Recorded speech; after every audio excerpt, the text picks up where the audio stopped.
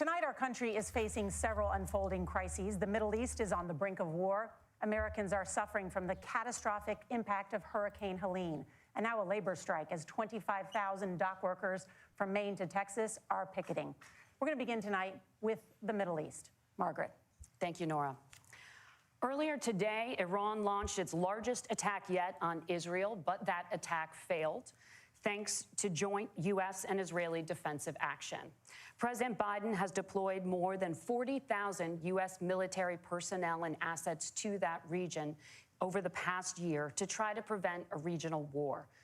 Iran is weakened, but the U.S. still considers it the largest state sponsor of terrorism in the world, and it has drastically reduced the time it would take to develop a nuclear weapon. It is down now to 1 or 2 weeks' time. Governor Walz, if you were the final voice in the Situation Room, would you support or oppose a preemptive strike by Israel on Iran? You have 2 minutes. Well, thank you, and thank you for those joining at home tonight. Let's keep in mind where this started. October 7th, Hamas terrorists massacred over 1,400 Israelis and took prisoners. Israel's ability to be able to defend itself is absolutely fundamental. Getting its hostages back, fundamental, and ending the humanitarian crisis in Gaza. But the expansion of Israel and its proxies is an absolute fundamental necessity for the United States to have the steady leadership there. You saw it experienced today, where along with our Israeli partners and our coalition, able to stop the incoming attack. But what's fundamental here is that steady leadership is going to matter. It's clear, and the world saw it on that debate stage a few weeks ago, a nearly 80-year-old Donald Trump talking about crowd sizes is not what we need in this moment. But it's not just that. It's those that were closest to Donald Trump that understand how dangerous he is when the world is this dangerous. His chief of staff, John Kelly, said that he was the most flawed human being -1 he ever already. met. And both of his secretaries of defense and his national security advisors said he should be nowhere near the White House. Now, the person closest to them, Donald Trump, said he's unfit for the highest office. That was Senator Vance. What we've seen out of Vice President Harris is we've seen steady leadership.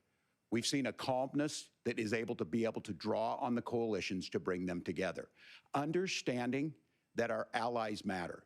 When our allies see Donald Trump turn towards Vladimir Putin, turn towards North Korea, when we start to see that type of fickleness around holding the coalitions together, we will stay committed. And as the Vice President said today we will protect our forces and our allied forces, and there will be consequences.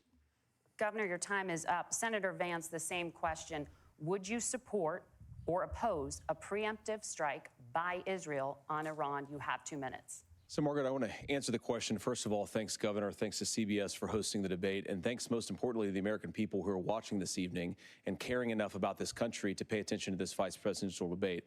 I want to answer the question, but I want to actually give an introduction to myself a little bit because I recognize a lot of Americans don't know who either one of us are. I was raised in a working-class family. My mother required food assistance for periods of her life. My grandmother required Social Security help to raise me, and she raised me in part because my own mother struggled with addiction for a big chunk of my early life.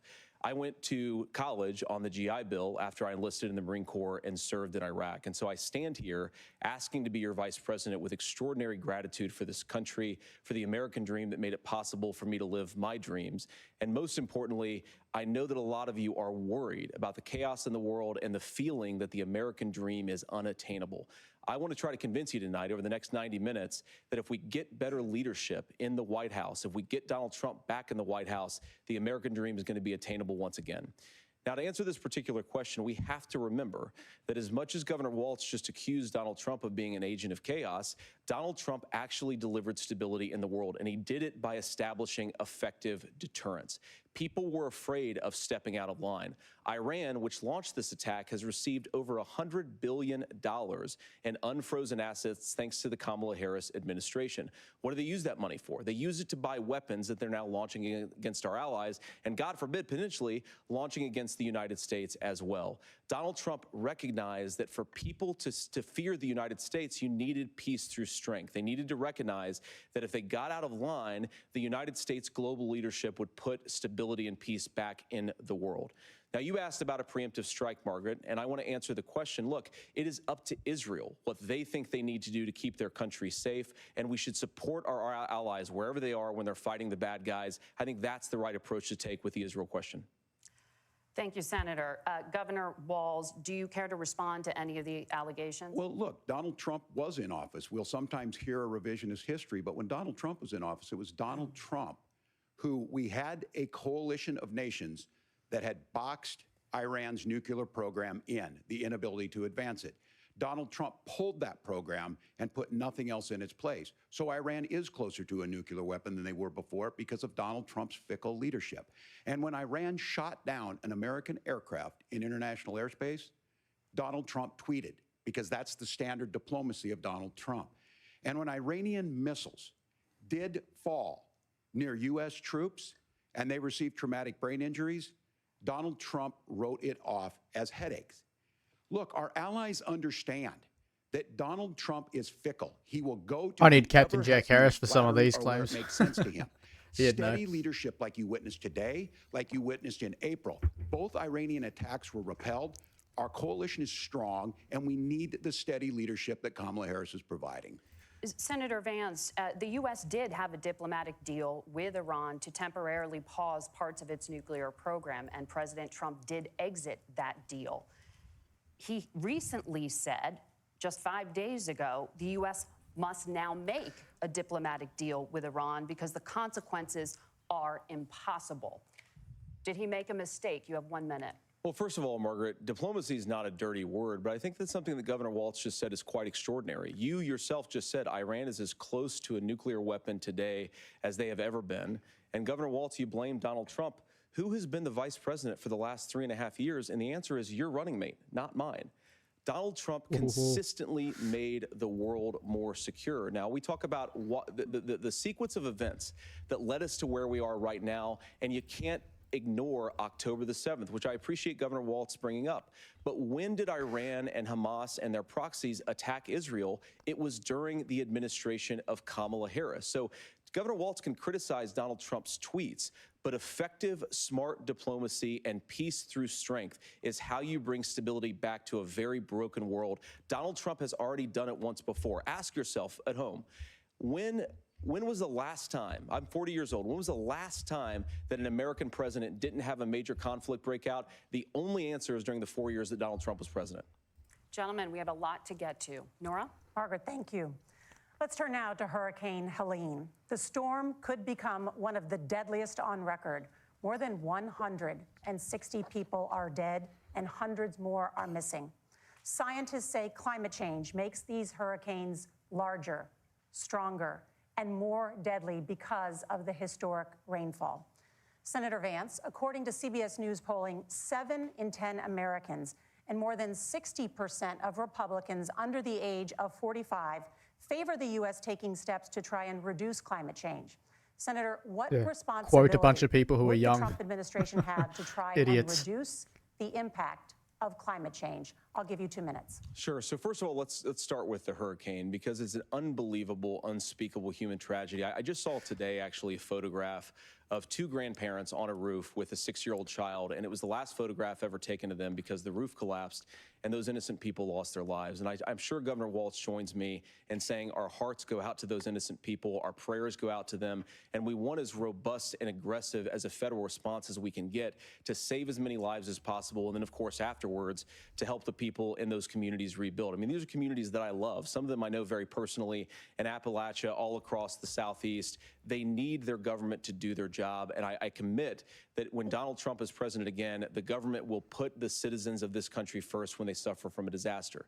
Now, Nora, you asked about climate change. I think this is a very important issue. Look, a lot of people are justifiably worried about all these crazy weather patterns. I think it's important for us, first of all, to say Donald Trump and I support clean air, clean water. We want the environment to be cleaner and safer. But one of the things that I've noticed some of our Democratic friends talking a lot about is a concern about carbon emissions, this idea that carbon emissions drives all of the climate change.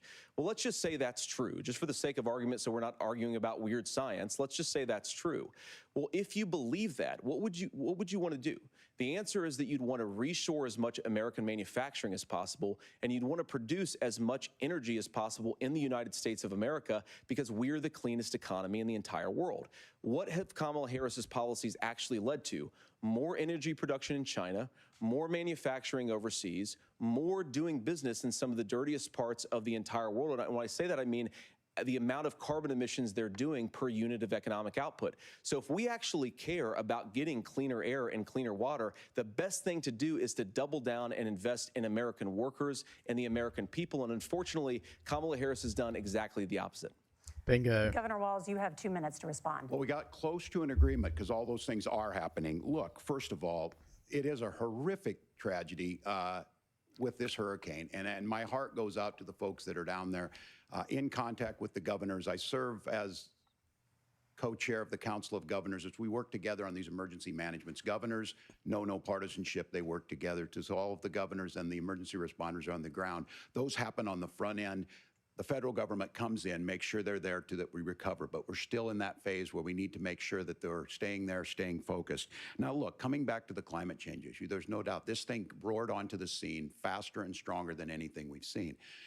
Senator Vance has said that there's a climate problem in the past. Donald Trump called it a hoax and then joked that these things would make more beachfront property to be able to invest in. What we've seen out of the Harris administration now, the Biden-Harris administration, is we've seen this investment. We've seen massive investments, the biggest in global history that we've seen in the Inflation Reduction Act has created jobs all across the country. 2,000 in Jeffersonville, Ohio, taking the EV technology that we invented and making it here. 200,000 jobs across the country. The largest solar manufacturing plant in North America sits in Minnesota.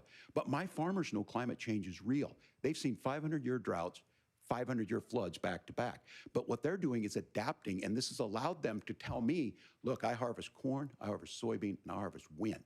We are producing more natural gas and more oil at any time than we ever have. We're also producing more clean energy.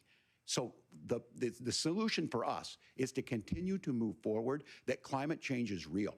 Reducing our impact is absolutely critical, but this is not a false choice. You can do that at the same time you're creating the jobs that we're seeing all across the country. That's exactly what this administration has done. We are seeing us becoming an energy superpower for the future, not just the current. And that's what absolutely makes sense. And then we start thinking about how do we mitigate these disasters.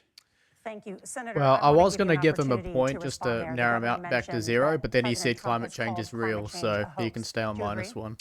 Well, look, what the president has said is that if the Democrats, in particular Kamala Harris and her leadership, if they really believe that climate change is serious, what they would be doing is more manufacturing and more energy production in the United States of America, and that's not what they're doing. So clearly, Kamala Harris herself doesn't believe her own rhetoric on this. If she did, she would actually agree with Donald Trump's energy policies. Now, something Governor Walz said I think is important to touch upon, because when we talk about clean energy, I think that's a slogan that often the Democrats will use here. And I'm talking, of course, about the Democratic leadership. And the real issue is that if you're spending hundreds of millions or even billions of dollars of American taxpayer money on solar panels that are made in China, number one, you're going to make the economy dirtier. We should be making more of those solar panels here in the United States of America. Some of them are, Tim, but a lot of them are being made overseas in China, especially the components that go into those solar panels. So if you really want to make the environment cleaner, you've got to invest in more energy production. We haven't built a nuclear facility, I think, one in the past 40 years. Senator. Natural gas, we got to invest more in it. Well, Kamala yes. Harris has done the opposite. I'm going to be harsh That's enough raise on him, energy so we'll prices keep and it as also it meant is. that we're doing Senator, worse by your the time climate. is up.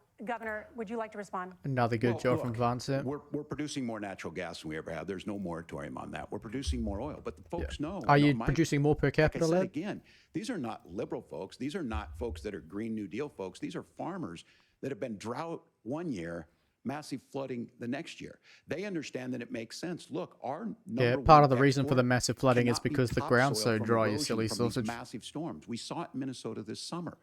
And thinking about how do we respond to that, we're thinking ahead on this. And what Kamala Harris has been able to do in Minnesota, we're starting to weatherproof some of these things. The infrastructure law that was passed allows us to think about mitigation in the future. How do we make sure that we're protecting by burying our power lines? How do we make sure that we're protecting lakefronts and things that we're seeing more and more of?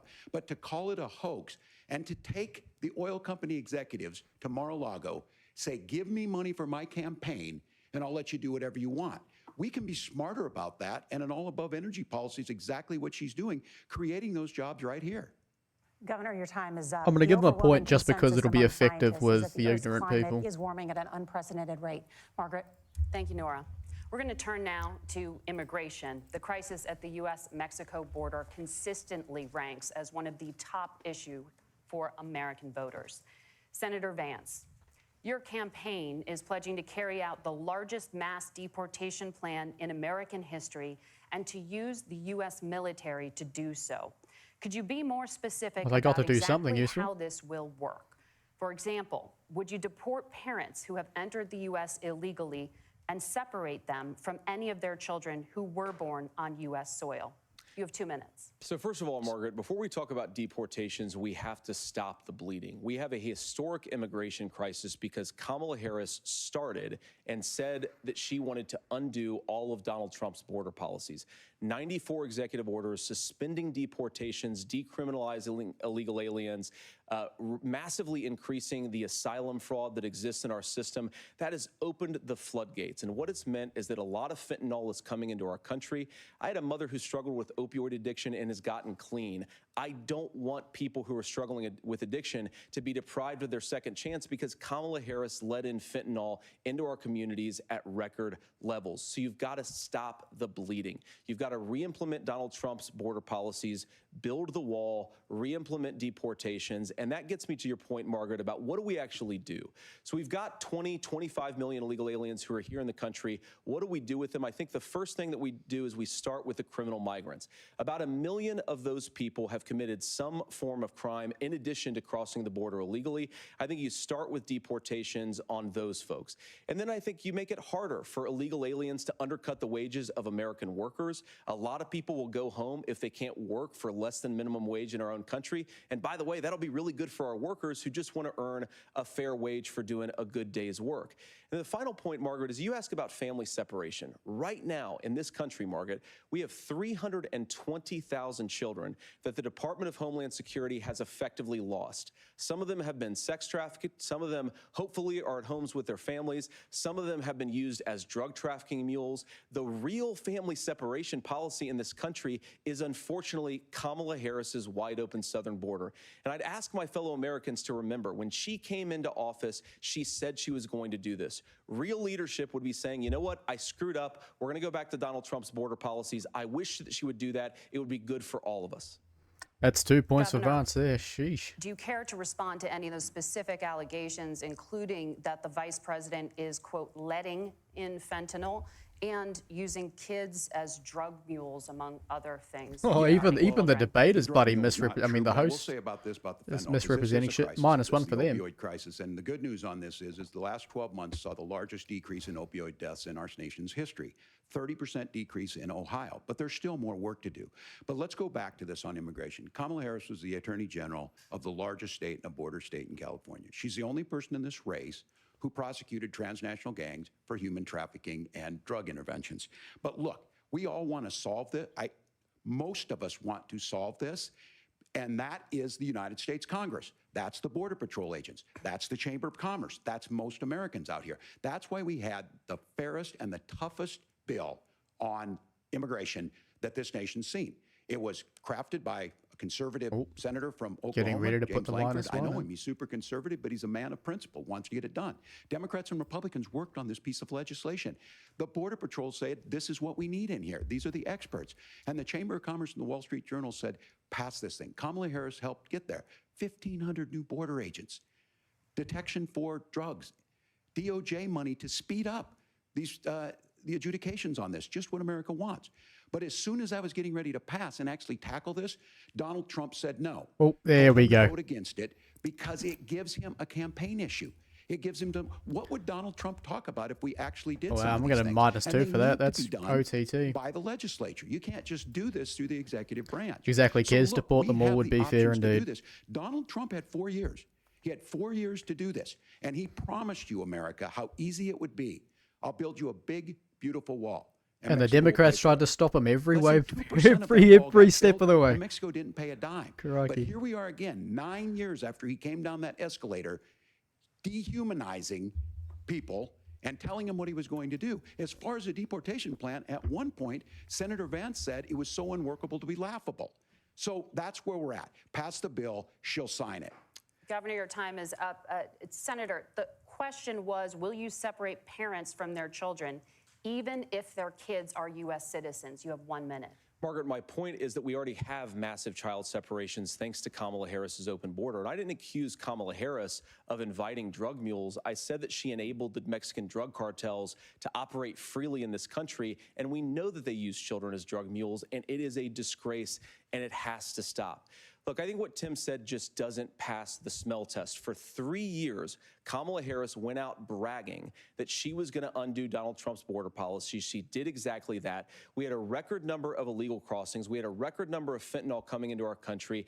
And now that she's running for president, or a few months before, she says that somehow she got religion and cared a lot about a piece of legislation.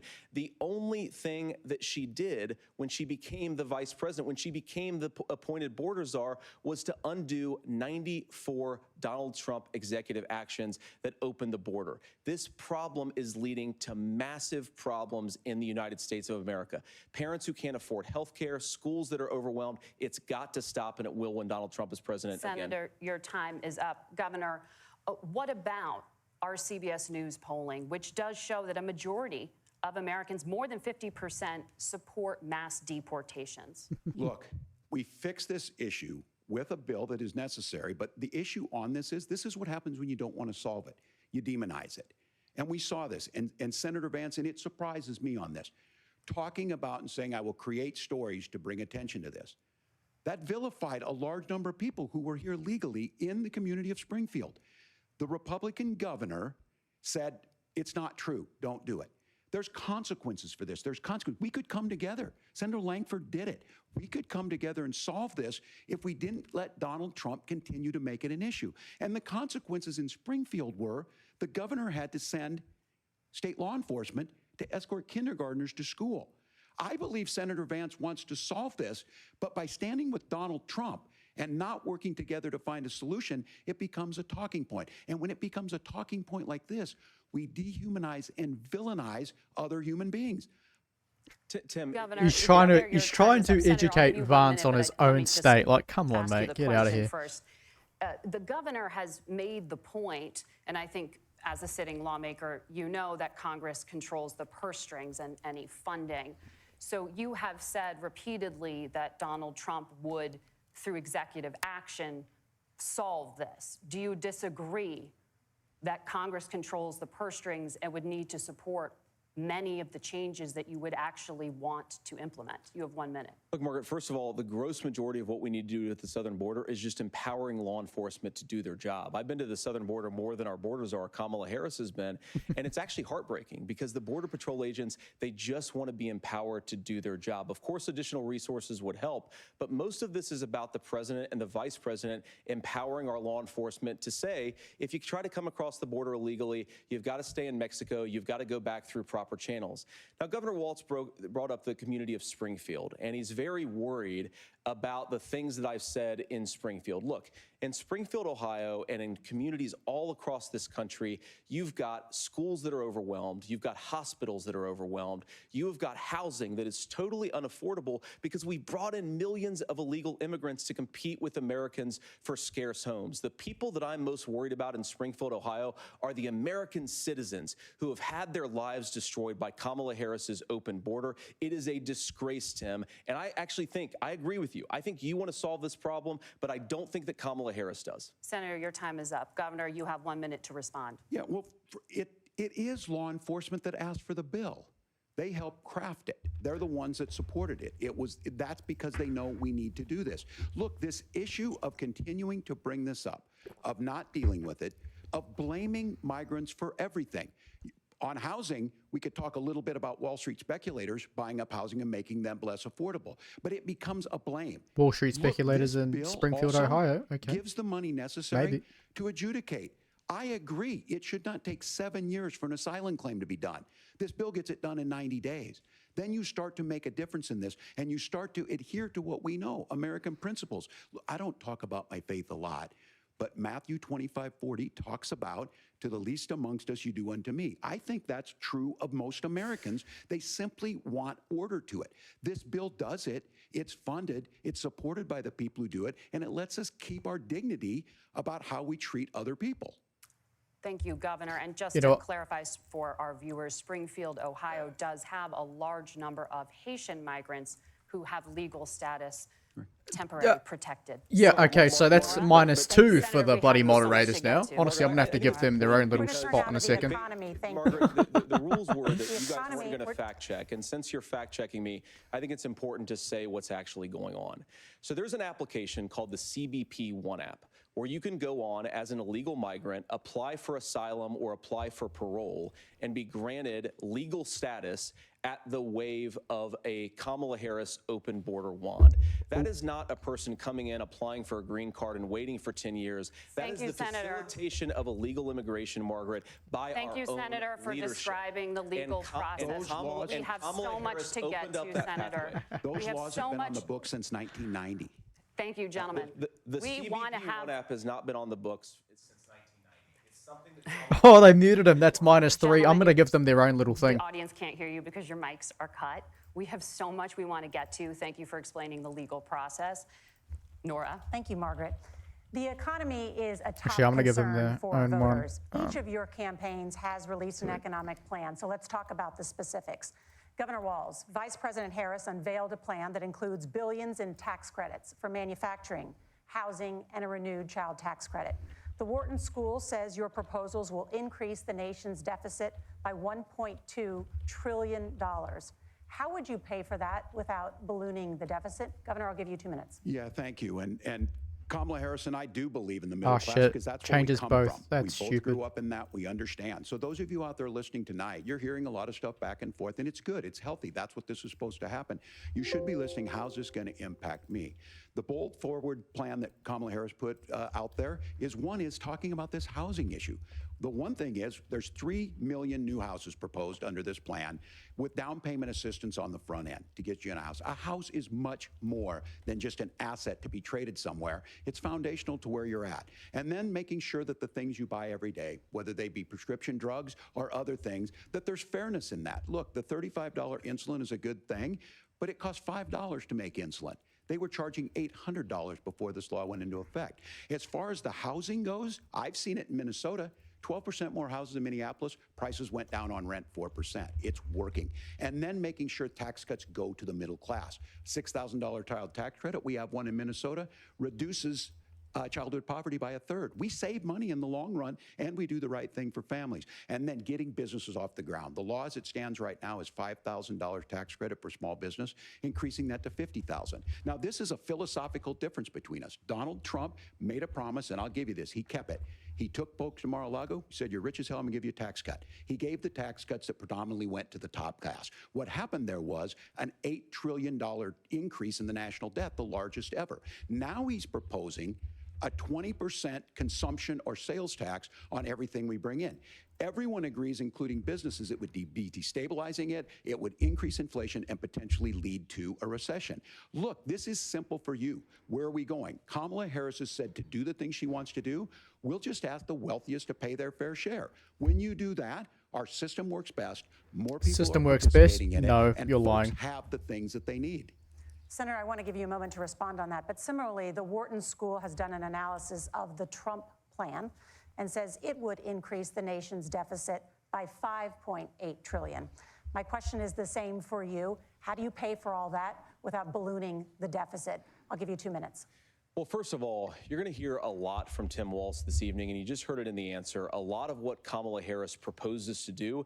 And some of it, I'll be honest with you, it even sounds pretty good. Here's what you won't hear, is that Kamala Harris has already done it. Because she's been the vice president for 3.5 years. She had the opportunity to enact all of these great policies, and what she's actually done instead is drive the cost of food higher by 25%, drive the cost of housing higher by about 60%, open the American southern border, and make middle-class life unaffordable for a large number of Americans. If Kamala Harris has such great plans for how to address middle-class problems, then she ought to do them now, not when asking for a promotion, but in the job the American people gave her 3.5 years ago. And the fact that she isn't tells you a lot about how much you can trust her actual plans. Now, Donald Trump's economic plan is not just a plan, but it's also a record. A lot of those same economists attack Donald Trump's plans, and they have PhDs, but they don't have common sense and they don't have wisdom, because Donald Trump's economic policies delivered the highest take-home pay in a generation in this country, 1.5% inflation, and to boot, peace and security all over the world. So when people say that Donald Trump's economic plan doesn't make sense, I say, look at the record. He delivered rising take-home pay for American workers.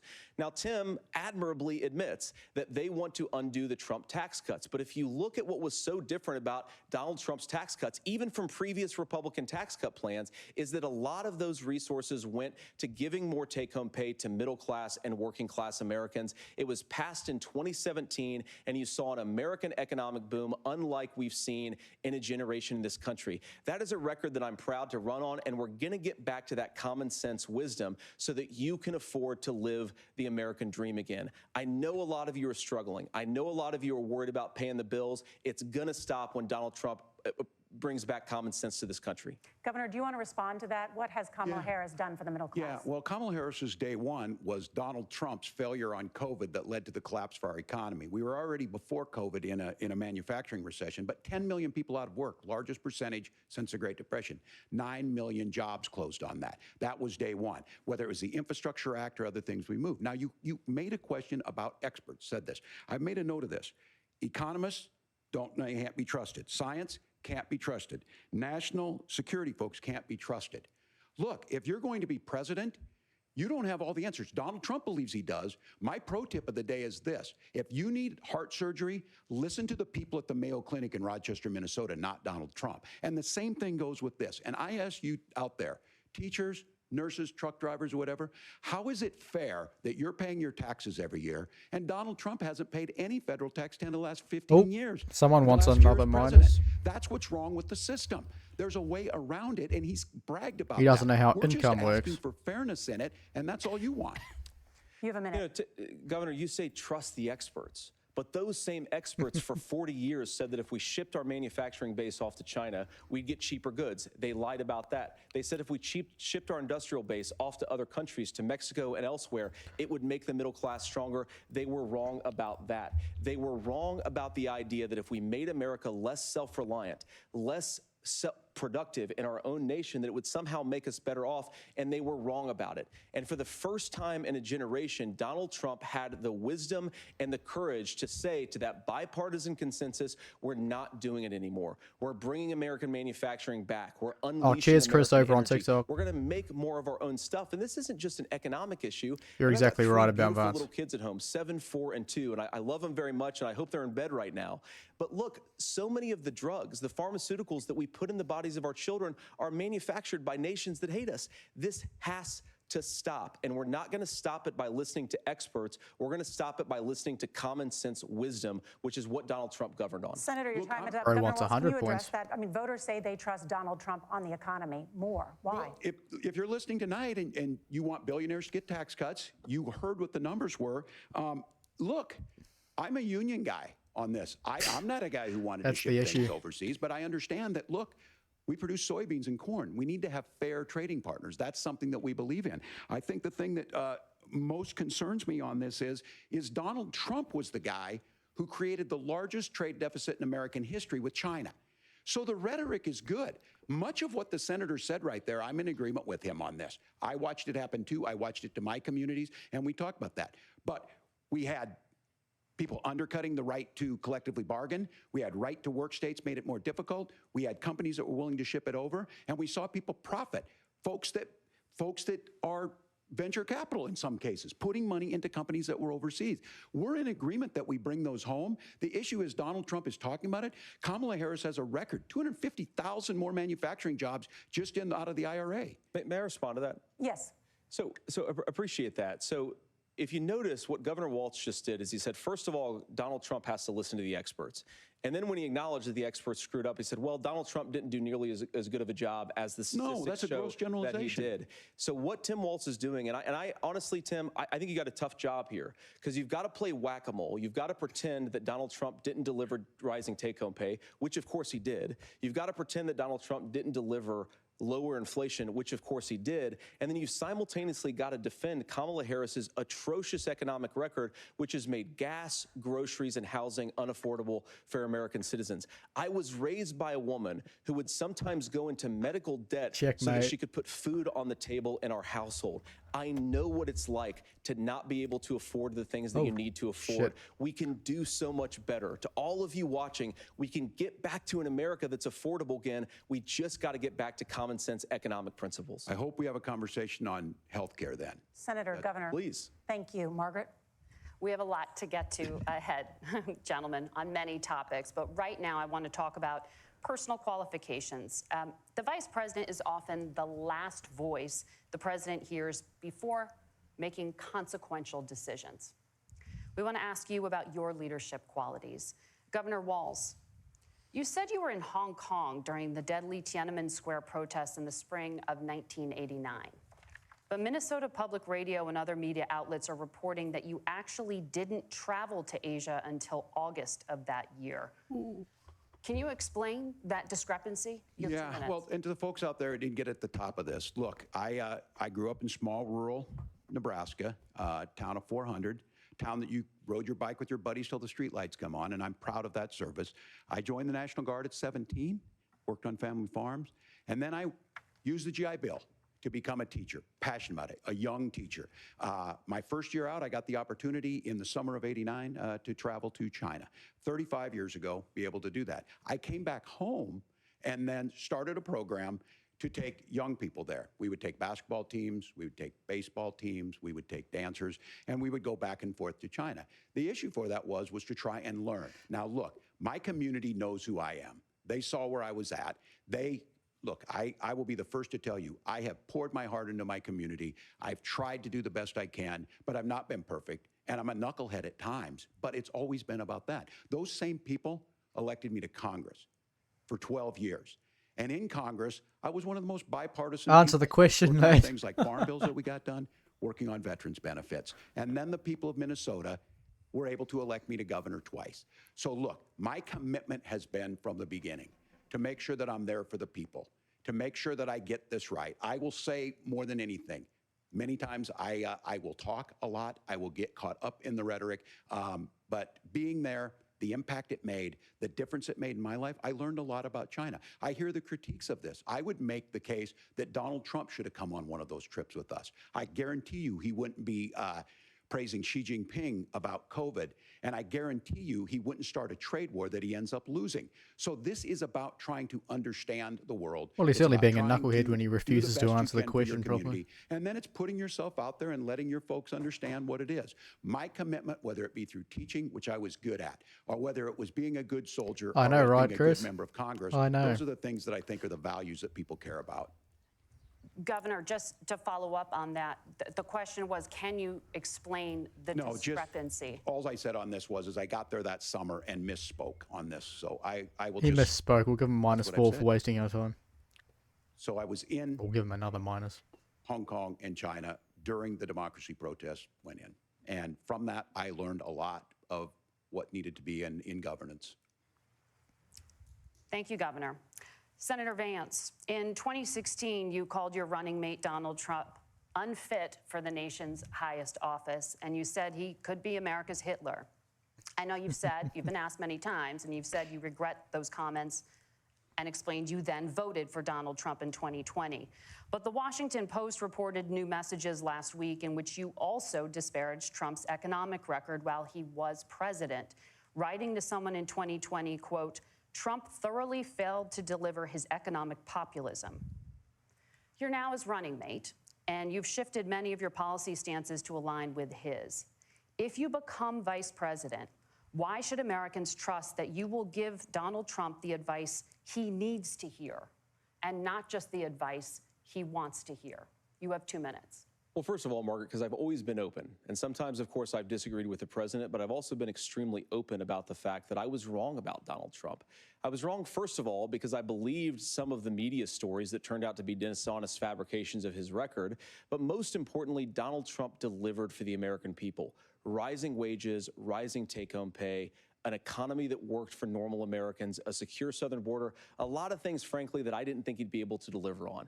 And yeah, when you screw up, when you misspeak, when you get something wrong and you change your mind, you ought to be honest with the American people about it. It's one of the reasons, Margaret, why I've done so many interviews is because I think it's important to actually explain to the American people where I come down on the issues and what changed. Now, you pointed out to messages from 2020. Margaret, I've been extremely consistent that I think there were a lot of things that we could have done better in the Trump administration the first round if Congress was doing its job. I strongly believe, and I've been a United States Senator, that Congress is not just a high-class debating society. It's not just a forum for senators and congressmen to whine about problems. It's a forum to govern. So there were a lot of things on the border, on tariffs, for example, where I think that we could have done so much more if the Republican Congress and the Democrats in Congress had been a little bit better about how they govern the country. They were so obsessed with impeaching Donald Trump, they couldn't actually govern. And I want to talk about this tariff issue in particular, Margaret, because Tim just accused this of being a national sales tax. Look, the one thing, and you're probably surprised to hear me praising Joe Biden, but the one thing that Joe Biden did is he continued some of the Trump tariffs that protected American manufacturing jobs. And it's the one issue, the most pro-worker part of the Biden administration, it's the one issue where Kamala Harris has run away from Joe Biden's record. Think about this. If you're trying to employ slave laborers in China at $3 a day, you're going to do that and undercut the wages of American workers unless our country stands up for itself and says you're not accessing our markets unless you're paying middle-class Americans a fair wage. Senator, your time is up. Nora? Thank you. Now to the issue of reproductive rights. Oh, Governor this will be Walz, good. after Roe versus Wade was overturned, you signed a bill into law that made Minnesota one of the least restrictive states in the nation when it comes to abortion. Oh, that's Former -1 for President bad Trump policy. said in the last debate that you believe joking. abortion, quote, in the 9th month is absolutely fine. Yes or no? Is that what you support? I'll give you 2 minutes. That's not what the bill says, but look. Okay, and you've this, lied. That's this -1. issue is what's on everyone's mind. Donald Trump put Why this does it all keep into switching? motion. It's annoying. He brags about how great it was that he put the judges in and overturned Roe versus Wade. 52 years of personal autonomy. And then he tells us, oh, we send it to the states. It's a beautiful thing. Amanda Zaworski would disagree with you on it's a beautiful thing. A young bride in Texas waiting for their child at 18 weeks. She has a complication, a tear in the membrane. She needs to go in. The medical care. Yeah, and she can get that even in decided by the Texas, you doctor. silly sausage. And that would have been an abortion. But in Texas, that would have put them in legal jeopardy. Lie. She went home, got sepsis, nearly dies, and now she may have difficulty having children. That was ignorant Or in people who Kentucky, don't know the law. Hadley Duvall, a 12-year-old child raped and impregnated Yeah. by her stepfather. They can only defend Those this through are lies. horrific. Now, And even when then, got no one asked buys about it. that, Senator Vance said 2 wrongs don't make a right. There is no right in this. So in Minnesota, what we did was restore Roe versus Wade. We made sure that we put women in charge of their health care. But look, this is not where, if you don't know Amanda or a Hadley, you soon will.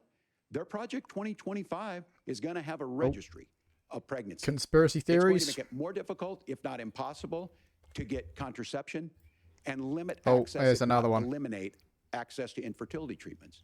For so many of you out there listening, me included, infertility treatments are why I have a child.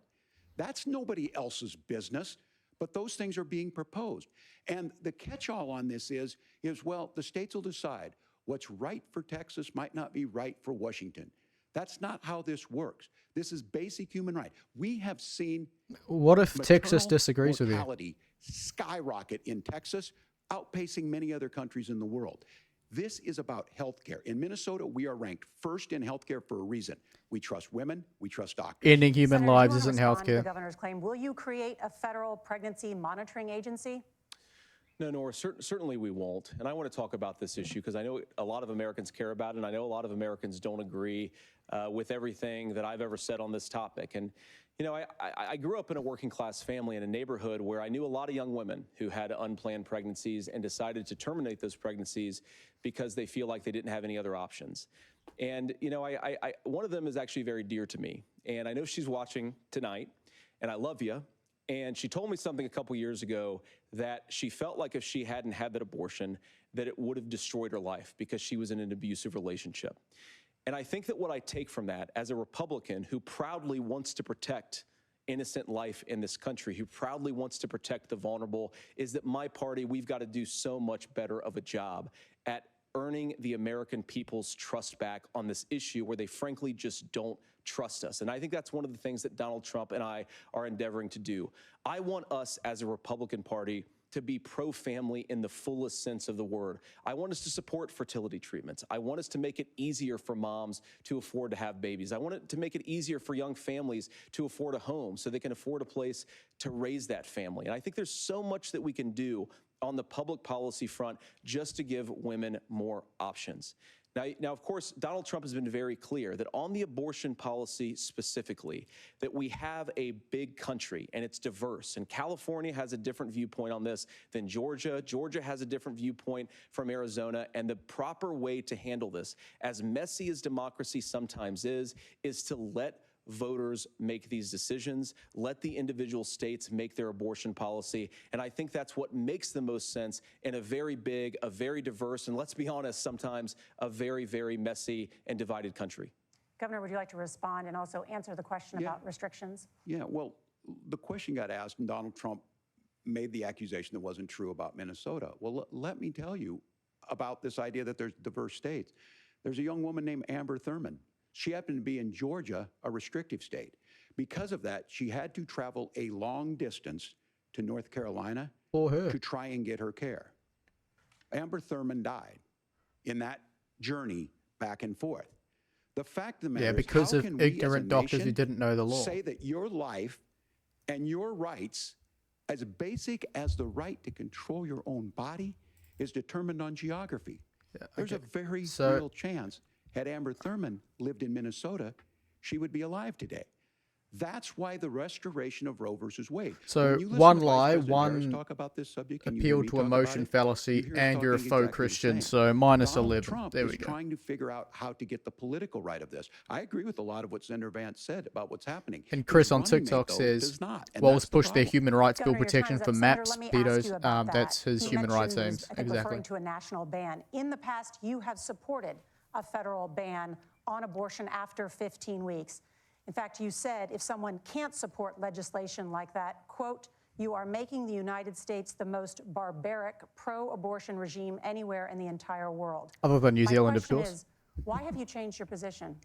Well, Nora, first of all, I never supported a national ban. I did when I was running for Senate in 2022 talk about setting some minimum national standard. For example, we have a partial birth abortion ban in place in this country at the federal level. I don't think anybody's trying to get rid of that, or at least I hope not, though I know that Democrats have taken a very radical pro-abortion stance. But Nora, you know, one of the things that changed is in the state of Ohio, we had a referendum in 2023, and the people of Ohio voted overwhelmingly, by the way, against my position.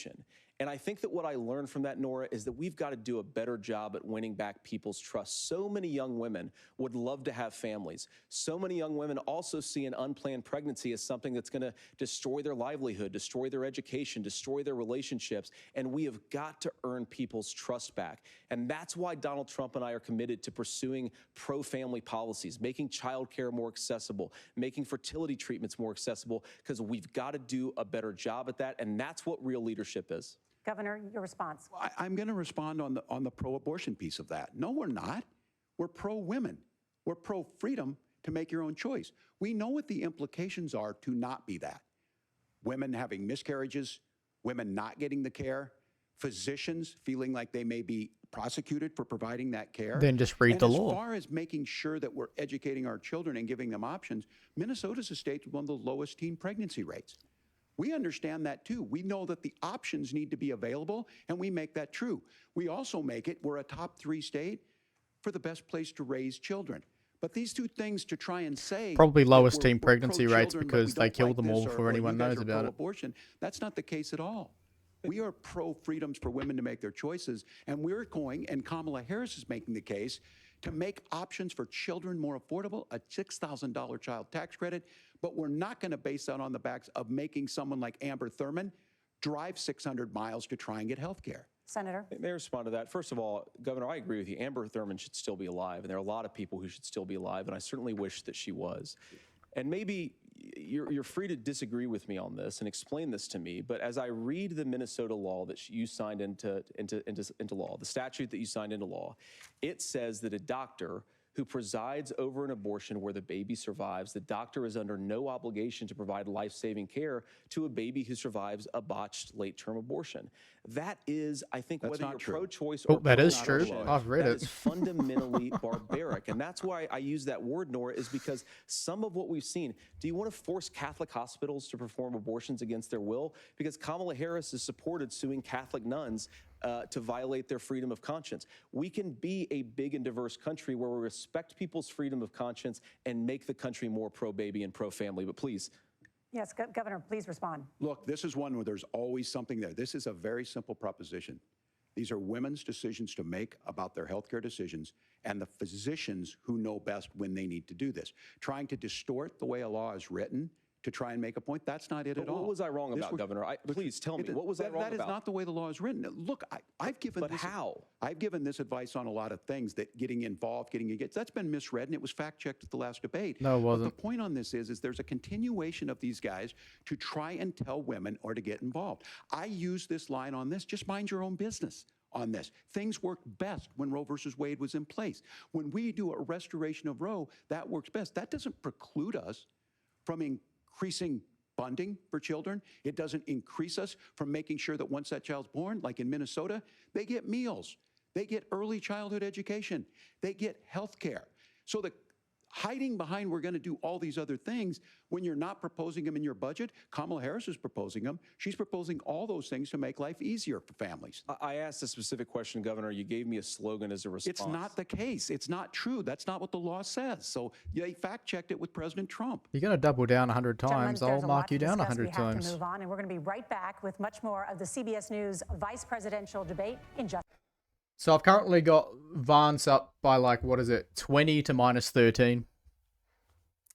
Walz just couldn't help himself. Minus 14, yeah. Walz just couldn't help himself but lie. We're only halfway through. And most of that was on that one issue where he really got marked down. I think it was minus 8 before that final issue there. But anyways, I'll quickly see if I missed anything over in the TikTok chat, because I am technically live on TikTok, but they've restricted access to it, so only people who really follow me are likely to see it advertised. But yeah, Chris also said that Spiel showed he can't answer a question if it makes him look as, as bad as he has no integrity. And he's exactly right. When asked about whether or not he basically lied when he said that he was at or around Tiananmen Square, at least in Hong Kong when Tiananmen Square happened, instead of answering, he went on a 5-minute rant about how he's such a good guy and, all of his constituents know he's a good guy and whatever, and how he went to China a lot when he was younger. And I mean, absolutely no one cares when it comes to answering the question that was actually asked. But also the moderators, I gave them -3. I had to give them their own little text box showing that they're lying, because one, they lied twice, and they muted JD Vance when he was clarifying that they've lied. So, I 100% had to mark them down there. But yeah, I mean, Walz is just fundamentally lying about all of the abortion stuff. He just lie after lie after lie. He's pretending like the legislation doesn't allow for late-term abortion, doesn't allow for babies who are still alive after the abortion to just be left to die. Like, I've even heard some of the own medical professionals in states like Minnesota sit there and say that, yeah, so what we do is if they survive, we just kind of grab them and put them on a bed and just leave them. We just say, we make them nice and comfortable with blankets or whatever, and we just, if they die, they die. We don't really do anything. I'm just like, they're not giving them any real healthcare at all beyond putting them on a soft surface or an appropriate surface. It's really cruel. And that's what annoys me is, Walz wanted to go and, quote some scripture during that. And I'm just like, you're quoting scripture whilst defending the death of humans in your own legislation that you passed, and then denying what that legislation actually says. Let's play a game of taking a shot every time Walz blames Trump. I mean, I technically could get into the liquor cabinet, but I'll behave myself. You oppose red flag gun laws and legislation to ban certain semi-automatic rifles, including AR-15s. So let me ask you, earlier this year, for the first time, the parents of a school shooter were convicted of involuntary manslaughter and sentenced to 10 years in prison. Do you think holding parents responsible could curb mass shootings? I'll give you 2 minutes. Yeah, well, Nora, on that particular case, I don't know the full details, but I certainly trust local law enforcement and local authorities to make those decisions. I think in some cases the answer is going to be yes, and in some cases the answer is going to be no. And the details really matter here, of course. For example, if a kid steals a gun, that's going to be different than if a parent hands over a gun knowing that their kid is potentially dangerous. But look, I want to just sort of speak as a father of 3 beautiful little kids, and our oldest is now in 2nd grade. And like a lot of parents, we send our kids to school with such hope and such joy and such pride at their little faces on the first day of school. And we know, unfortunately, that a lot of kids are going to experience this terrible epidemic of gun violence. And of course, our hearts go out to the families that are affected by this terrible stuff. And we do have to do better. And I think that Governor Walz and I actually probably agree that we need to do better on this. The question is just, how do we actually do it? Now, here's something that really bothers me and worries me about this epidemic of violence. The gross majority, close to 90% in some of the statistics I've seen, of the gun violence in this country is committed with illegally obtained firearms. And while we're on that topic, we know that thanks to Kamala Harris's open border, we've seen a massive influx in the number of illegal guns run by the Mexican drug cartels. So that number, the amount of illegal guns in our country is higher today than it was 3.5 years ago. But what do we do about the schools? What do we do to protect our kids? And I think the answer is, and I say this not loving the answer, because I don't want my kids to go to school in a school that feels unsafe or where there are visible signs of security. But I unfortunately think that we have to increase security in our schools. We have to make the doors lock better. We have to make the doors stronger. We've got to make the windows stronger. And of course, we've got to increase school resource officers, because the idea that we can magically wave a wand and take guns out of the hands of bad guys, it just doesn't fit with recent experience. So we've got to make our schools safer. And I think we've got to have some common sense bipartisan solutions for how to do that. Governor, you have 2 minutes.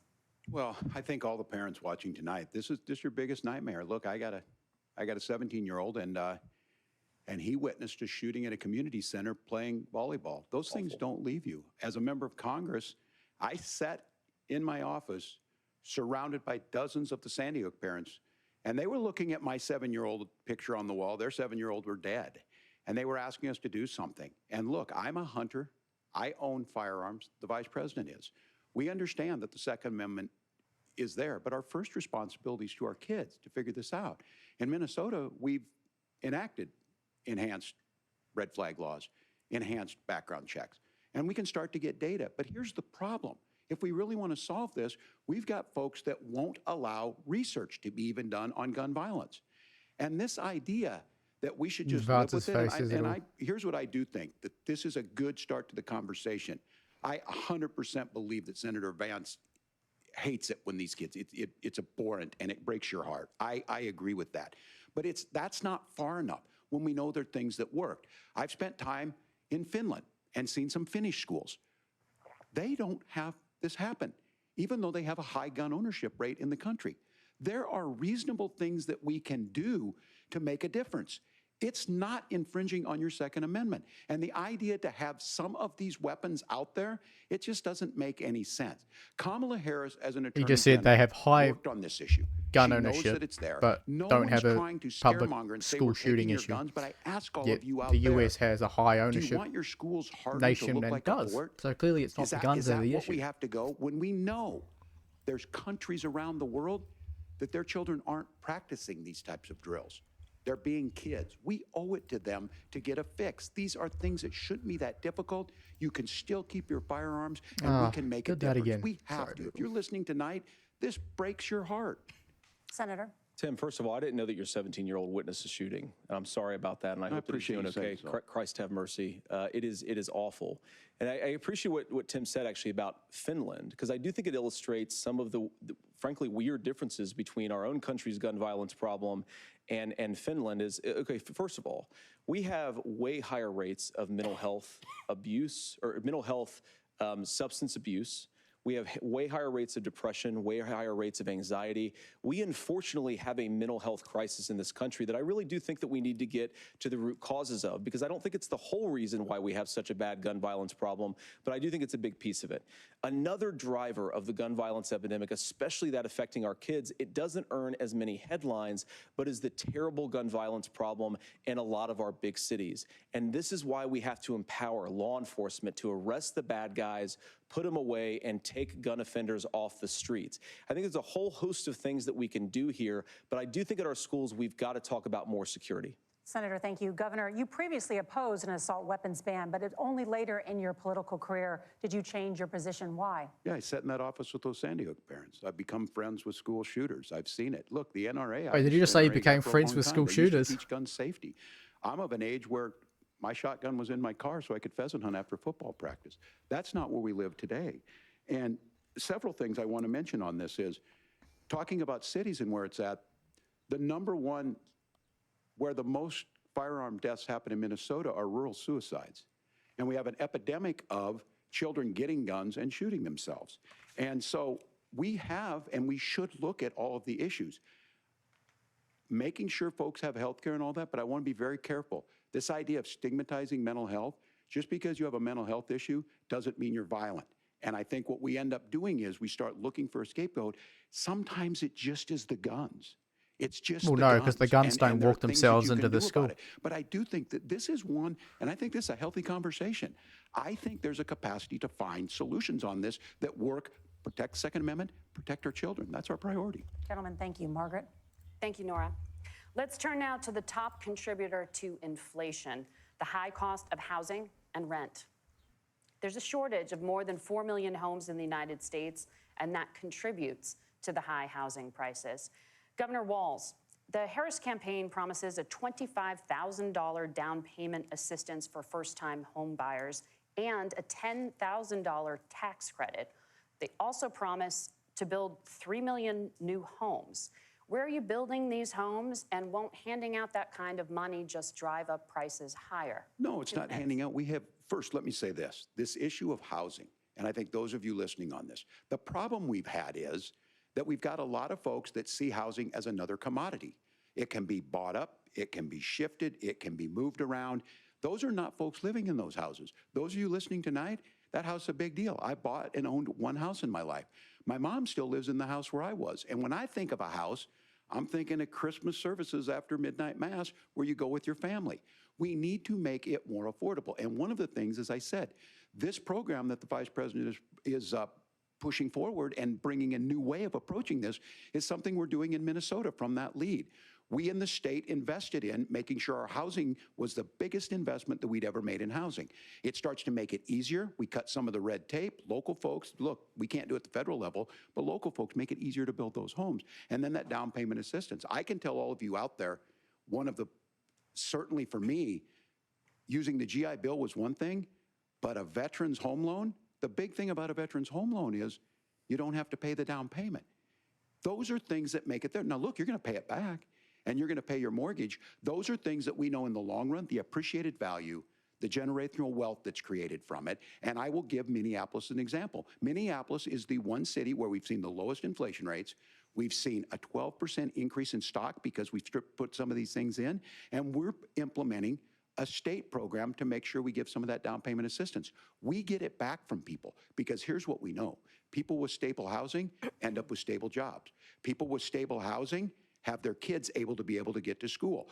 All of those things in the long run end up saving our money. And that's the thing that I think we should be able to find some common ground in, but we can't blame immigrants for the only reason. That's not the case that's happening in many cities. The fact of the matter is that we don't have enough naturally affordable housing, but we can make sure that the government's there to help kickstart it, create that base. Governor, your time is up. Senator Vance, as far as your campaign's position, the promise is to seize federal lands to build homes, remove regulation, provide tax breaks, and cut back on immigration, which you say pushes up prices.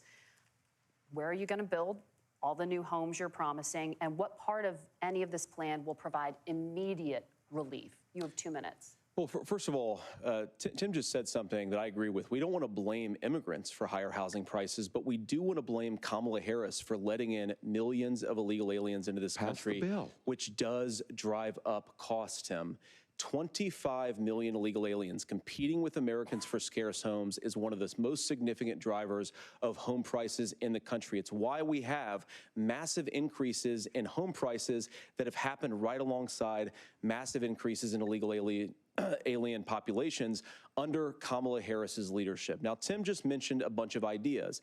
Now, some of those ideas I actually think are halfway decent, and some of them I disagree with, but the most important thing here is Kamala Harris is not running as a newcomer to politics. She is the sitting vice president. If she wants to enact all of these policies to make housing more affordable, I invite her to use the office that the American people already gave her, not sit around and campaign and do nothing while Americans find the American dream of homeownership completely unaffordable.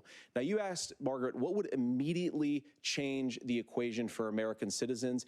If you lower energy prices, as Donald Trump says, drill, baby, drill, one of the biggest drivers of housing costs aside from illegal immigration is, think about it, if a truck driver's paying 40% more for diesel, then the lumber he's delivering to the job site to build the house is also going to become a lot more expensive. If we open up American energy, you will get immediate pricing relief for American citizens, not, by the way, just in housing, but in a whole host of other economic goods, too. Senator Vance, you still have 23 seconds there. Do you want to answer? Can I have it? Where, yeah. Governor, we will get to you in a moment. But, Senator, where are you going to seize the federal lands? Can you clarify?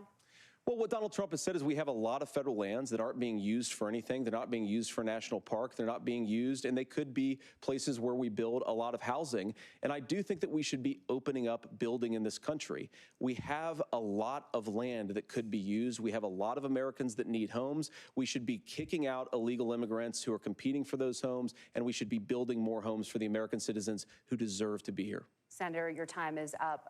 Governor, I do want to let you respond to the allegation that the vice president is letting in Well, of course, that's not true. And again, you have the facts. I guess prices. we agreed not to fact check. I'll check it. That, look, crossings are down compared to when Donald Trump left office.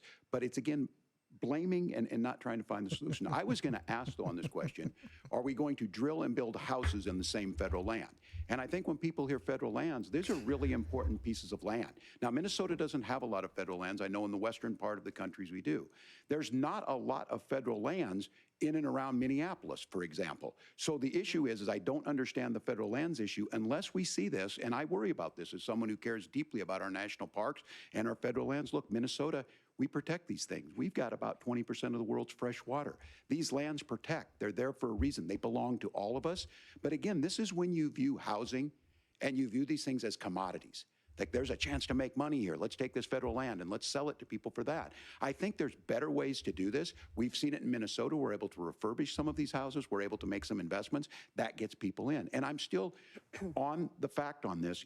Economists, Senator Vance, you said you don't like the economists. Which economists are saying that it is immigrants that's adding to the cost? Governor, your time is up. But Senator, on that point, I'd like for you to clarify. There are many contributing factors to high housing costs. What evidence do you have that migrants are part of this problem? Well, there's a Federal Reserve study that we're happy to share after the debate. We'll put it up on social media, actually, that really drills down on the connection between increased levels of migration, especially illegal immigration, and higher housing prices. Now, of course, Margaret, that's not the entire driver of higher housing prices. It's also the regulatory regime of Kamala Harris. Look, we are a country of builders. We're a country of doers. We're a country of explorers. But we increasingly have a federal administration that makes it harder to develop our resources, makes it harder to build things, and wants to throw people in jail for not doing everything exactly as Kamala Harris says they have to do. And what that means is that you have a lot of people who would love to build homes homes who aren't able to build homes. I actually agree with Tim Walz. We should get out of this idea of housing as a commodity. But the thing that has most turned housing into a commodity is giving it away to millions upon millions of people who have no legal right to be here. What are the federal regulations? I deal with this as a governor. You can very quickly reply. I'm sorry. I get this as a governor, and I don't necessarily disagree with that in some cases, many of those are local, many of them are state. I don't know which ones are federal, but I think whenever we talk regulations, people think they can get rid of them. I think you want to be able to get out of your house in a fire. I think you want to make sure that it's fireproof and those types of things. So which are the regulations? Because the vice president's not responsible for those. Congress writes those. Governor, thank you. Gentlemen, we have a lot to get to. You're passionate about the housing crisis, I can tell. But Nora? Thank you.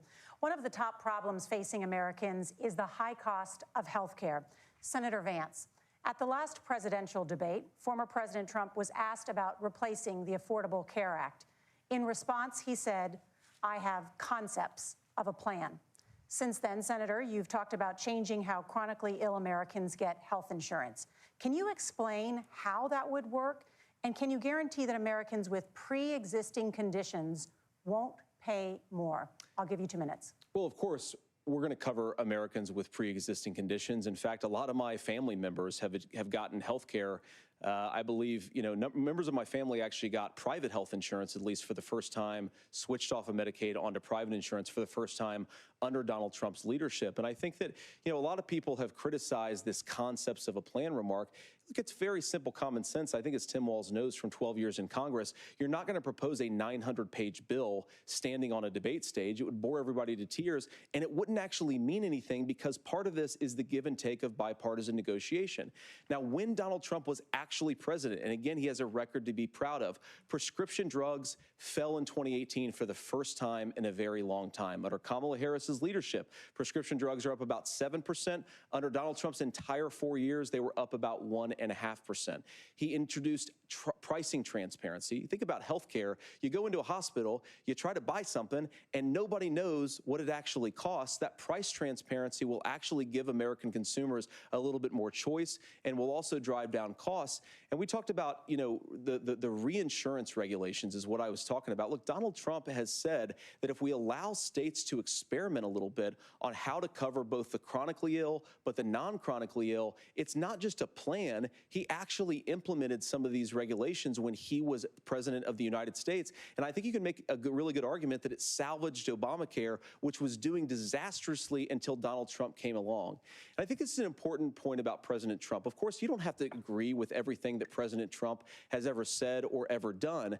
But when Obamacare was crushing under the weight of its own regulatory burden and healthcare costs, Donald Trump could have destroyed the program. Instead, he worked in a bipartisan way to ensure that Americans had access to affordable care. It's not perfect, of course, and there's so much more that we can do, but I think that Donald Trump has earned the right to put in place some better health care policies. He's earned it because he did it successfully the first time. Governor? All right, here's where being an old guy gives you some history. I was there at the creation of the ACA. And the reason it was so important is I come from a major healthcare state, home of the Mayo Clinic, home to Medical Alley, 3M, Medtronic, all of those. We understand healthcare. It's why we're ranked first on affordability and accessibility and quality of healthcare. And so what I know is under Kamala Harris, more people are covered than they have before. And those of you listening, this is critical to you. Now, Donald Trump all of a sudden wants to go back and remember this. He ran on the first thing he was going to do on day one was to repeal Obamacare. On day one, he tried to sign an executive order to repeal the ACA. He signed on to a lawsuit to repeal the ACA, but lost at the Supreme Court. And he would have repealed the ACA had it not been for the courage of John McCain to save that bill.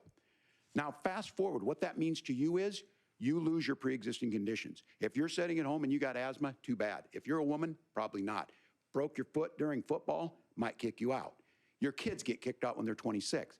Kamala Harris negotiated drug prices for the first time with Medicare. We have 10 drugs that will come online, the most common ones that'll be there. But look, this issue, and when Donald Trump said, I've got a concept of a plan, it cracked me up as a fourth grade teacher because my kids would have never given me that.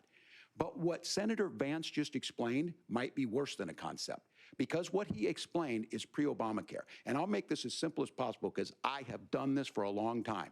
What they're saying is, if you're healthy, why should you be paying more? So what they're going to do is let insurance companies pick who they insure, because guess what happens? You pay your premium, it's not much. They figure they're not going to have to pay out to you. But those of you a little older, gray, got cancer, you're going to get kicked out of it. That's why the system didn't work. Kamala Harris will protect and enhance the ACA. Governor, thank you. Senator, you have not yet explained how you would protect people with pre-existing conditions or laid out that plan. Well, look, we currently have laws and regulations in place right now that protect people with pre-existing conditions. We want to keep those regulations in place, but we also want to make the health insurance marketplace function a little bit better.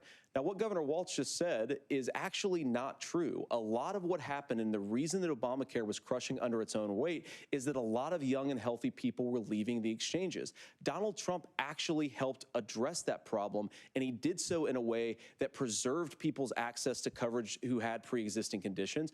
But again, something that these guys do is they make a lot of claims about if Donald Trump becomes president, all of these terrible consequences are going to ensue. But in reality, Donald Trump was president. Inflation was low, take-home pay was higher, and he saved the very program from a Democratic administration that was collapsing and would have collapsed absent his leadership. He did his job, which is govern in a bipartisan way and get results, not just complain about problems, but actually solve them. Governor, did enrollment under the Affordable Care Act go up under the Trump administration? It's higher now that we've seen it go up. Look, people are using it. The system works. And the question about this of young people or whatever, that's the individual mandate piece of this. And Republicans fought tooth and nail saying, well, Americans should be free to do this. Well, then what happens is— So you think the individual mandate's a good idea? You shrink. I think the idea of making sure the risk pool is broad enough to cover everyone, that's the only way insurance works. When it doesn't, it collapses. You are asking pre-ACA where we get people out. Look, people know that they need to be on health care. People expect it to be there. And when we are able to make it, and we are making it this way, when we incentivize people to be in the market, when we help people who might not be able to afford it get there, and we make sure then when you get sick and old, it's there for you. Because I heard people say, well, I don't want to buy into Medicare or whatever. Good luck buying health care once you get past 70. So look, the ACA works. We can continue to do better. Kamala Harris did that. The way she made everything better was negotiating those 10 drugs on Medicare for the first time in American history. Thank you. Margaret? Can I address that? I apologize. We're out of time. We have a number of subjects to discuss. Margaret? Let's talk about families in America. There is a child care crisis in this country, and the United States is one of the very few developed countries in the world without a national paid leave program for new parents. Governor Walz, you've said that if Democrats win both the White House and Congress, this is a day one priority for you. How long should employers be required to pay workers while they are home taking care of their newborns? You have 2 minutes. Yeah, well, that's negotiable, and that's what Congress worked. But here's what the deal is. Americans sitting out there right now, you may work for a big company. Look, we're home in Minnesota to some of the largest Fortune 500 companies. Kamala Harris knows that in California. Those companies provide paid family and medical leave. One is, I think, they're Yep, minus moral, one for and they think it's a good moderators, thing, indeed. but it also keeps their employees healthy. We in Minnesota passed a paid family and medical leave. You have a child, and I had to go back to work 5 days after my kids were born. This allows you to stay home a certain amount of time. What we know is that gets the child off to a better start, the family works better, we stay in their employers, we get more consistency in that. So Kamala Harris has made it a priority. We implemented it in Minnesota, and we see growth. That's how you become a pro-business state. But the negotiations on it, and here's the issue, those big companies are able to offer it. Those of you out there who don't have it, just imagine what happens if you get cancer or your child gets sick. We know what happens. You end up staying home. In some places, that means no paycheck because you've got no protection on that. This is the case of an economy that Donald Trump has set for the wealthiest amongst us. He's willing to give those tax breaks to the wealthiest. He's willing to say, bust those unions up, do whatever. What we're saying is the economy works best when it works for all of us. And so a paid family medical leave program, and I will tell you, go to the families or go to the businesses and ask them. As far as childcare on this, you have to take it at both the supply and the demand side. You can't expect the most important people in our lives to take either our children or our parents to get paid the least amount of money. And we have to make it easier for folks to be able to get into that business and then to make sure that folks are able to pay for that. We were able to do it in Minnesota, and I'm still telling you this. We were listed as the best state. We're still in crisis on this. A federal program of paid family and medical leave and help with this will enhance our workforce, enhance our families, and make it easier to have the children that you want. Governor, your time is up. Senator, do you support a national paid leave program? And if so, for how long should employers be mandated to pay their employees while they are home taking care of their newborn? You have 2 minutes. Yeah, well, first of all, Margaret, a number of my Republican colleagues and some Democrats, too, have worked on this issue. And I think there is a bipartisan solution here because a lot of us care about this issue. I mean, look, I speak from this very personally because I'm married to a beautiful woman who's an incredible mother to our 3 beautiful kids, but is also a very, very brilliant corporate litigator. And I'm so proud of her. But being a working mom, even for somebody with all of the advantages of my wife, is extraordinarily difficult. And it's not just difficult from a policy perspective. She actually had access to paid family leave because she worked for a bigger company. But the cultural pressure on young families and especially young women, I think makes it really hard for people to choose the family model they want. A lot of young women would like to go back to work immediately. Some would like to spend a little time home with the kids. Some would like to spend longer at home with the kids. We should have a family care model that makes choice possible. And I think this is a very important substantive difference between Donald Trump and Kamala Harris's approach. I mean, look, if you look at the federal programs that we have that support paid family leave right now, the Community Development Block Grant, and there's another block grant program that spends a lot of money from the federal government. These programs only go to one kind of childcare model. Let's say you'd like your church maybe to help you out with childcare. Maybe you live in a rural area or an urban area and you'd like to get together with families in your neighborhood to provide childcare in the way that makes the most sense. You don't get access to any of these federal monies. We want to promote choice in how we deliver family care and how we promote childcare because, look, it is unacceptable. And, you know, of course, Tim and I have been on the campaign trail a lot the past 7 or 8 weeks. And one of the biggest complaints I hear from young families is people who feel like they don't have options, like they're choosing between going to work or taking care for their kids. That is an incredible burden to put on American families. We're the only country that does it. I think we could do a heck of a lot better. Senator, thank you. What a boring You subject. have also said, Senator Vance, many things about the American family. The Federal Reserve says parents will spend nearly as much on childcare as they do on housing each month. So I want to get your thoughts on this. President Trump recently said, as much as childcare is talked about as being expensive, it's relatively speaking not very expensive compared to the kinds of numbers we'll be taking in. Is President Trump committed to the $5,000 per child tax credit that you have described? You have 1 minute. Well, what President Trump said, Margaret, I just want to defend my running mate here a little bit, is that we're going to be taking in a lot of money by penalizing companies for shipping jobs overseas and penalizing countries who employ slave laborers and then ship their products back into our country and undercut the wages of American workers. It's the heart of the Donald Trump economic plan. Cut taxes for American workers and American families. Cut taxes for businesses that are hiring and building companies in the United States of America, but penalize companies and countries that are shipping jobs overseas. That's the heart of the economic proposal. And I think what President Trump is saying is that when we bring in this additional revenue with higher economic growth, we're going to be able to provide paid family leave, childcare options that are viable and workable for a lot of American families. Can you clarify how that will solve the child care shortage? Well, because as Tim said, a lot of the child care shortage is we just don't have enough resources going into the multiple people who could be providing family care options. And we're going to have to, unfortunately, look, we're going to have to spend more money. We're going to have to induce more people to want to provide child care options for American families, because the reason it's so expensive right now is because you've got way too few people providing this very essential service. Thank you, Senator. Governor Walz, your ticket also has some child care tax credit proposals. Do you think Congress will agree to the $6,000 credit for newborns and $3,000 credit for children over the age of 6 as your campaign has promised. Is that realistic?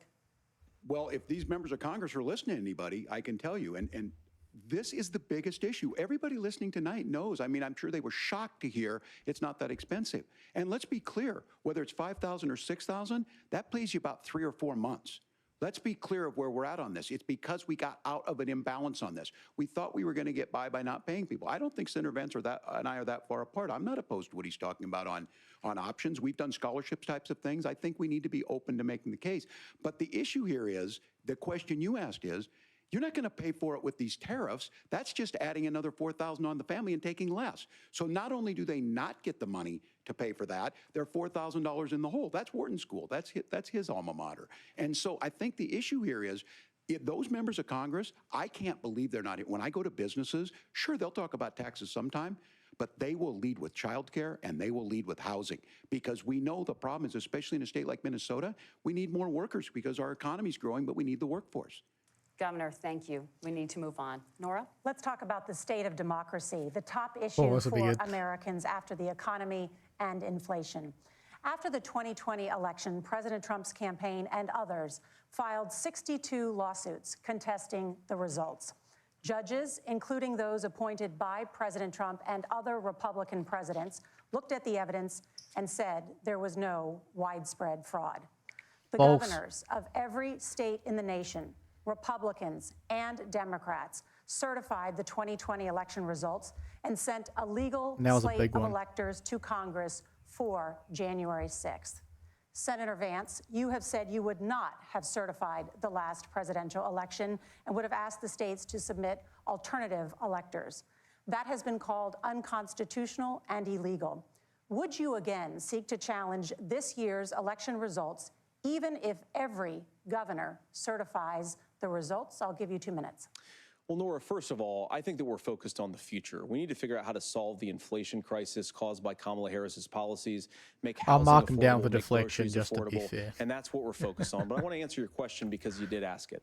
Look, what President Trump has said is that there were problems in 2020, and my own belief is that we should fight about those issues, debate those issues peacefully in the public square, and that's all I've said, and that's all that Donald Trump has said. Remember, he said that on January the 6th, the protesters ought to protest peacefully. And on January the 20th, what happened? Joe Biden became the president, Donald Trump left the White House, and now, of course, unfortunately, we have all of the negative policies that have come from the Harris-Biden administration.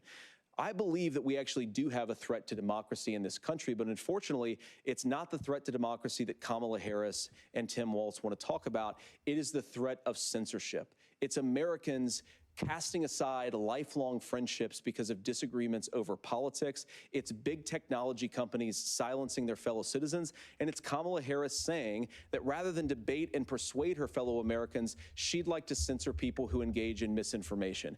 I think that is a much bigger threat to democracy than anything that we've seen in this country in the last 4 years, in the last 40 years.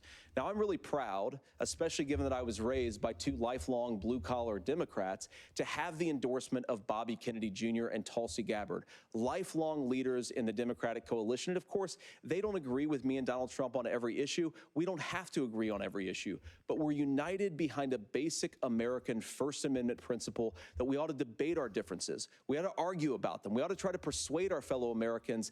Kamala Harris is engaged in censorship at an industrial scale. She did it during COVID. She's done it over a number of other issues. And that, to me, is a much bigger threat to democracy than what Donald Trump said when he said that protesters should peacefully protest on January the 6th. Governor? Well, I've enjoyed tonight's debate, and I think there was a lot of commonality here. And I'm sympathetic to misspeaking on things, and I think I might have with the senator. Me too, man. There's one though that this one is troubling to me, and I say that because I think we need to tell the story. Donald Trump refused to acknowledge this, and the fact is that I don't think we can be the frog in the pot and let the boiling water go up. He was very clear. I mean, he lost this election, and he said he didn't. 140 police officers were beaten at the Capitol that day. Some with the American flag, several later died. And it wasn't just in Minnesota. A group gathered on the state capitol grounds in St. Paul and said, we're marching to the governor's residence and there may be casualties. The only person there was my son and his dog, who was rushed out crying by state police. That issue, and Mike Pence standing there as they were chanting, hang Mike Pence. Mike Pence made the right decision. So, Senator, it was adjudicated over and over and over. I worked with kids long enough to know, and I said as a football coach, sometimes you really want to win, but the democracy is bigger than winning an election. You shake hands, and then you try and do everything you can to help the other side win. That's what was at stake here. Now, the thing I'm most concerned about is the idea that imprisoning your political opponents, already laying the groundwork for people not accepting this. And a president's words matter. A president's words matter.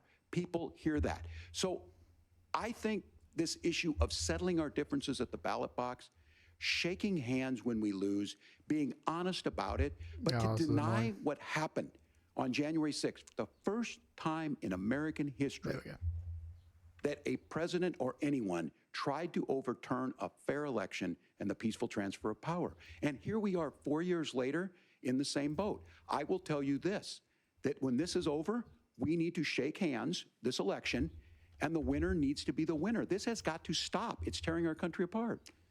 Your party still hasn't considered defeating Senator Vance, 2016. did you want to respond to that? Yeah, well, look, Tim, first of all, it's really rich for Democratic leaders to say that Donald Trump is a unique threat to democracy when he peacefully gave over power on January the 20th, as we have done for 250 years in this country. We are going to shake hands after this debate and after this election. And of course, I hope that we win, and I think we're going to win. But if Tim Walz is the next vice president, he'll have my prayers, he'll have my best wishes, and he'll have my help whenever he wants it. But we have to remember that for years in this country, Democrats protested the results of elections. Hillary Clinton in 2016 said that Donald Trump had the election stolen by Vladimir Putin because the Russians bought like $500,000 worth of Facebook ads. This has been going on for a long time. And if we want to say that we need to respect the results of the election, I'm on board. But if we want to say, as Tim Walz is saying, that this is just a problem that Republicans have had, I don't buy that. Governor. Well January said. 6th was not Facebook ads. And I think of Yeah, the and it nation's wasn't Trump history on either, this. lad. Look, So I you might as don't understand how we got to this point. But the issue was that happened. Donald Trump can do it. And all of us say there's no place for this. It has massive repercussions. This idea that there's censorship to stop people from threatening to kill someone, threatening to do something, that's not censorship. Censorship is book banning. We've seen that. We've seen that brought up. I just think for everyone tonight, and I'm going to thank Senator Vance, I think this is the conversation they want to hear. And I think there's a lot of agreement, but this is one that we are miles apart on. This was a threat to our democracy in a way that we had not seen. And it manifested itself because of Donald Trump's inability to say. He is still saying he didn't lose the election. I would just ask that. Did he lose the 2020 election? Tim, I'm focused on the future. Did Kamala Harris censor Americans from speaking their mind in the wake of the 2020 COVID situation? That is a damning non-answer. It's a damning non-answer for you to not talk about censorship. Obviously, Donald Trump and I think that there were problems in 2020. We've talked about it. I'm happy to talk about it further. But you guys attack us for not believing in democracy. The most sacred right under the United States democracy is the First Amendment. You yourself have said there's no First Amendment right to misinformation. Kamala Harris wants to use the power of government and big tech to silence people from speaking their minds. That is a threat to democracy that will long outlive this present political moment. I would like Democrats and Republicans to both reject censorship. Let's persuade one another. Let's argue about ideas, and then let's come together afterwards. You can't yell fire in a crowded theater. That's the test. That's the Supreme Court test. Tim, fire in a crowded theater. You guys wanted to kick people off of Facebook for saying that toddlers shouldn't wear masks. Senator, the governor does have the floor. Fire in a crowded theater. That is criticizing the policies of the government, which is the right of every American. Senator, the governor does have the floor for 1 minute to respond to you. Yeah. Well, I don't run Facebook. What I do know is I see a candidate out there who refused, and now again, and this, I'm pretty shocked by this. He lost the election. This is not a debate. It's not anything anywhere. Who are you to other dictate than what's a in debate? Donald Trump's world. Because look, when Mike Pence made that decision to certify that election, that's why Mike Pence isn't on this stage. What I'm concerned about is, where is the firewall with Donald Trump? Where is the firewall if he knows he could do anything, including taking an election and his vice president's not going to stand to it. That's what we're asking you, America. Will you stand up? Will you keep your oath of office, even if the president doesn't? And I think Kamala Harris would agree. She wouldn't have picked me if she didn't think I would do that, because of course that's what we would do. So America, I think you've got a really clear choice on this election of who's going to honor that democracy and who's going to honor Donald Trump. Governor, your time is up. Thank you, But who gentlemen. certifies this We will election? be Surely right it back can't be with Harris. both of our candidates. The CBS Like, News what? vice presidential debate continues. See, Walz there, he just tried to hit home that, oh, it wasn't stolen, it wasn't stolen, it wasn't stolen, it wasn't stolen because we said so. You don't get a say on the matter.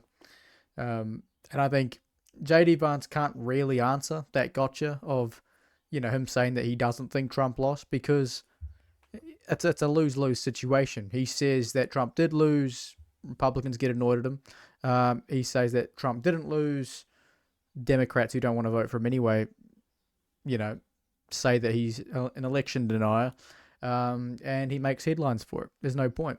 So I think he did the right thing there, which was say, hey, look, Trump and I have issues with 2020, and we'll leave it at that. It had nothing to do with Vance in 2020, so he shouldn't really need to say anything more.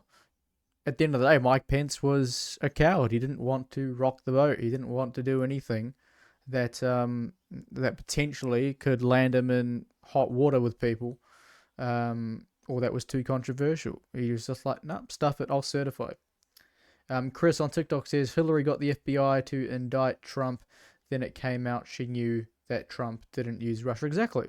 Russia did what they did because they wanted to. If there was any Russian collusion in 2016, it was by the Democrats. In fact, evidence says that there was more collusion between Eastern Europe and the Democrat Party than Eastern Europe and the Republican Party.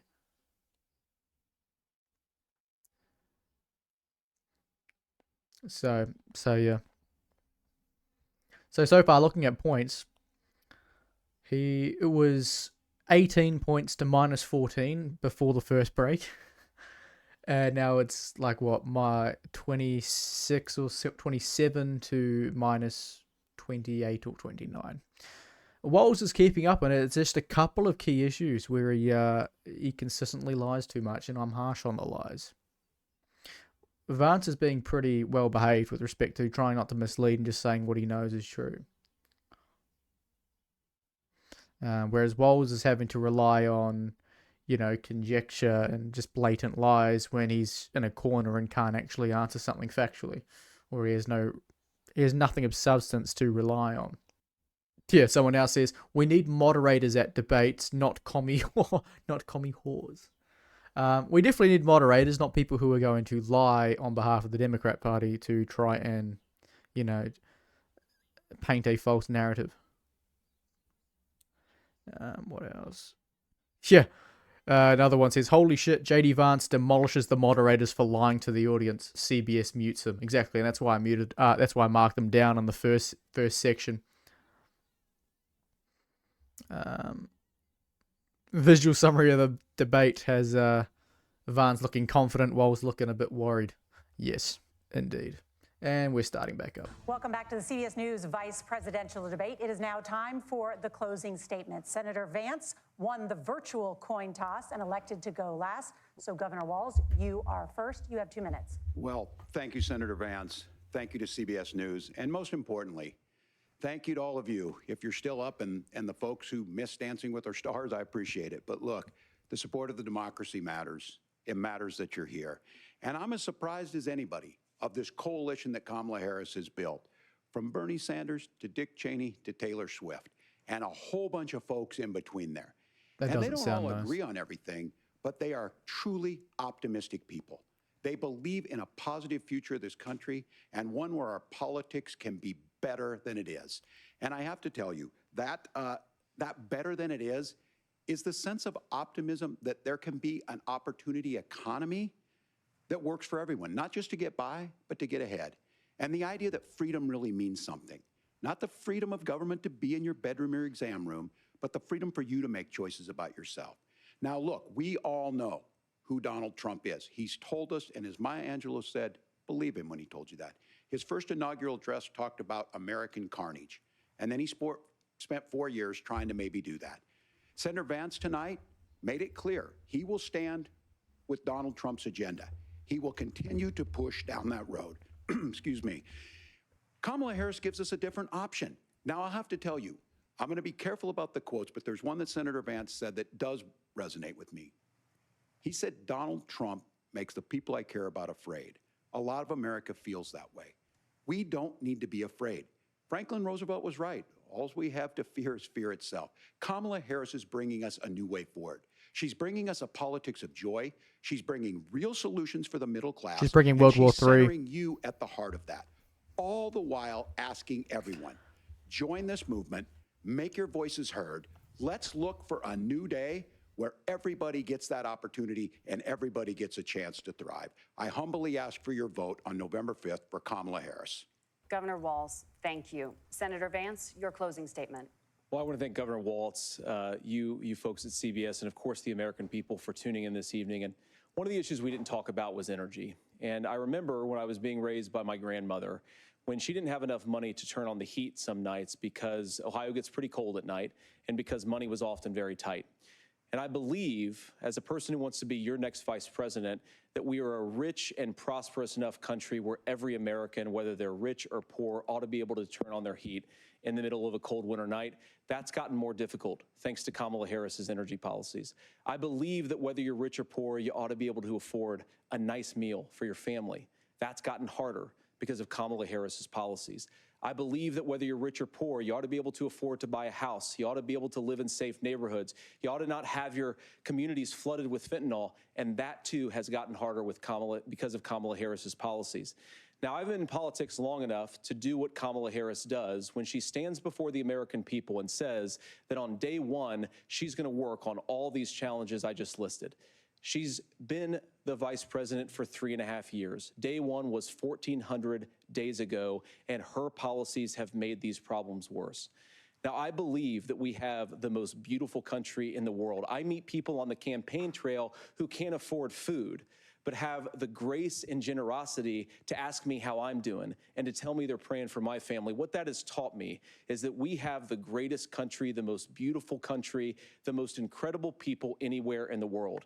But they're not going to be able to achieve their full dreams with the broken leadership that we have in Washington. They're not going to be able to live their American dream if we do the same thing that we've been doing for the last 3.5 years.